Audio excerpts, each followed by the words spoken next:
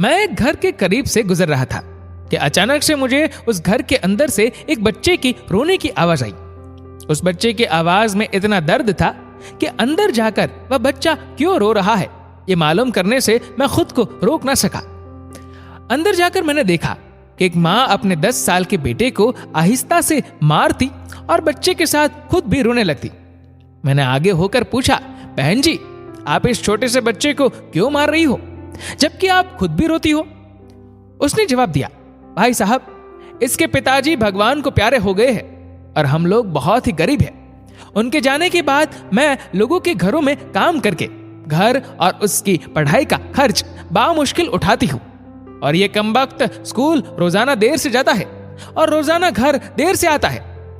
जाते हुए रास्ते में कहीं खेल कूद में लग जाता है और पढ़ाई की तरफ जरा भी ध्यान नहीं देता है, जिसकी वजह से रोजाना अपनी स्कूल की वर्दी गंदी कर लेता है। मैंने बच्चे और उसकी माँ को जैसे तैसे थोड़ा समझाया और चल दिया। इस घटना को कुछ दिन ही बीते थे कि एक दिन सुबह सुबह कुछ काम से मैं सब्जी मंडी गया तो अचानक मेरी नजर उसी 10 साल के बच्चे पर पड़ी जो रोजाना घर से मार खाता था।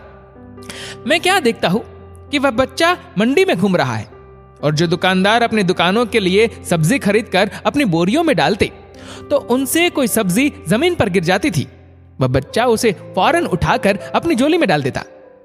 मैं ये नजारा देखकर परेशानी में सोच रहा था कि ये चक्कर क्या है। मैं इस बच्चे का चोरी चोरी पीछा करने लगा।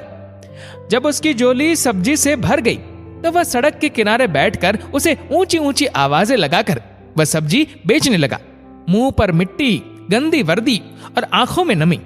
ऐसा महसूस हो रहा था कि ऐसा दुकानदार जिंदगी में पहली बार देख रहा हूं। अचानक एक आदमी अपनी दुकान से उठा जिसकी दुकान के सामने उस बच्चे ने अपनी नन्ही सी दुकान लगाई थी। उसने आते ही एक जोरदार लात मारकर उस नन्ही दुकान को एक ही झटके में रोड पर बिखेर दिया और बाजुओं से पकड़कर उस बच्चे को भी उठाकर धक्का दे दिया।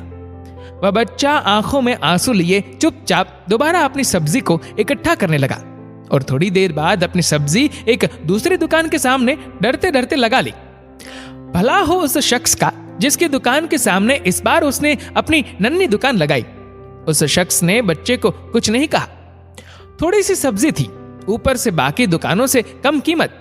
जल्द ही बिक्री हो गई और वह बच्चा उठा और बाजार में एक कपड़े वाली दुकान में दाखिल हुआ और दुकानदार को वह पैसे देकर दुकान में पड़ा अपना स्कूल बैग उठाया और बिना कुछ कहे वापस स्कूल की ओर चल पड़ा और मैं भी उसके पीछे पीछे चल रहा था।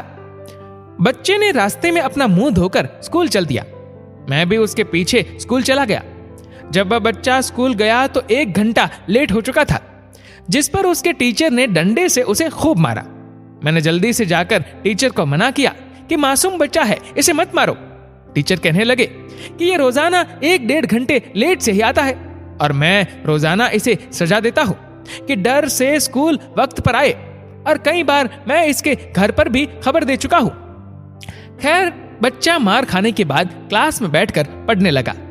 मैंने उसका टीचर का मोबाइल नंबर लिया और घर की तरफ चल दिया।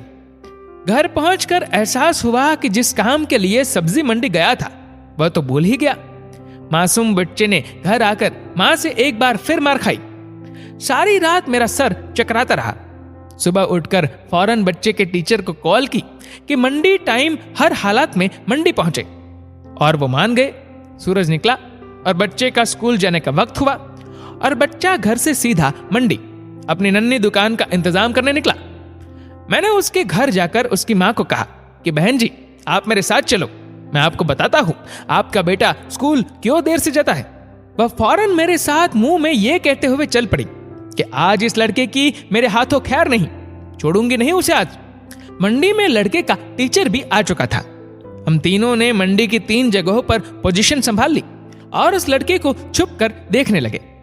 आज भी उसे काफी लोगों से डांट फटकार और धक्के खाने पड़े और आखिरकार वह लड़का अपनी सब्जी बेचकर कपड़े वाली दुकान पर चल दिया। अचानक मेरी नजर उसकी मां पर पड़ी तो क्या देखता हूं कि वह बहुत ही दर्द भरी सिसकियां लेकर लगातार रो रही थी और मैंने फौरन उसके टीचर की तरफ देखा तो बहुत शिद्दत से उसके आंसू बह रहे थे। दोनों के रोने में मुझे ऐसा लग रहा था जैसे उन्होंने किसी मासूम पर बहुत जुल्म किया हो। और आज उनको अपनी गलती का एहसास हो रहा हो। उसकी माँ रोते रोते घर चली गई और टीचर भी सिसकिया लेते हुए स्कूल गया। बच्चे ने दुकानदार को पैसे दिए और आज उसको दुकानदार ने एक लेडी सूट देते हुए कहा कि बेटा, आज सूट के सारे पैसे पूरे हो गए हैं, अपना सूट ले लो। बच्चे ने उस सूट को पकड़कर स्कूल बैग में रखा और स्कूल चला गया। आज भी वह 1 घंटा देर से था।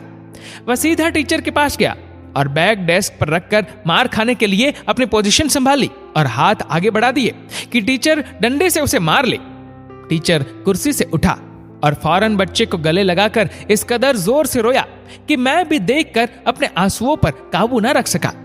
मैंने अपने आप को संभाला और आगे बढ़कर टीचर को चुप कराया और बच्चे से पूछा कि ये जो बैग में सूट है वह किसके लिए है।